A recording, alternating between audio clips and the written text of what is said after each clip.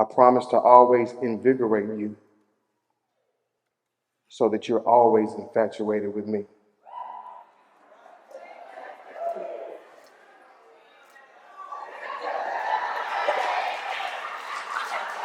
Boys.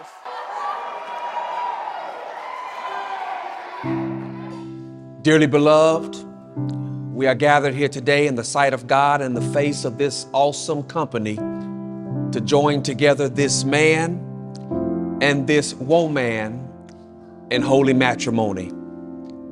This is an honorable estate instituted by God, signifying unto us this mystical union which is between Christ and his church.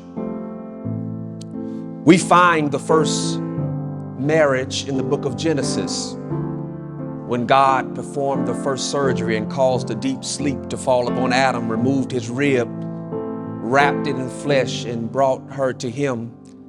Adam got so happy he started singing, "This is now bone of my bone and flesh of my flesh. She shall be called woman, because she was taken out of man." I started writing these vows in 2012 without any knowledge or conviction about what I was getting myself into. I was doing my daily duties as a vibrant, eager sales associate. My manager abruptly walks in, clearly in the way of me being eager to be there. And he introduces the whole automotive team to a young lady that was joining us. You had short hair with those little small jean jackets that y'all used to wear back then.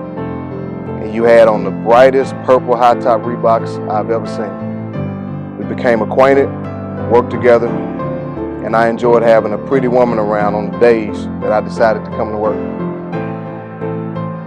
In the middle of all that, I was able to pull off making you laugh, and I earned a shot at spending some time with you. Long story short, anytime outside of work we were together. This resulted in a lot of laughs, plenty of tears, and a bouncing bundle of greatness in a baby boy. I've heard the good things come to those who wait, and we waited, and we waited some more. But I'm here today to confess, I love you, Carmen, with every ounce of my soul.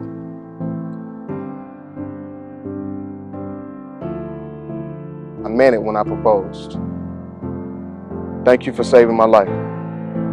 You willingly equipped me with the love that has immersed me with everything I've ever needed. Your light has illuminated me in such a way that I'm reminded that I have a light of my own every day. You're my reason, you're my joy, you're my favor, you're my victory, all of which are the very most of good things. I want nothing but to continue creating this illustrious story of ours with the most beautiful woman I've ever seen. And I commit to you, because as far as I know, he who finds a wife finds a good thing. Thank you for being my good thing. I love you. Danny, you are the melody to my song.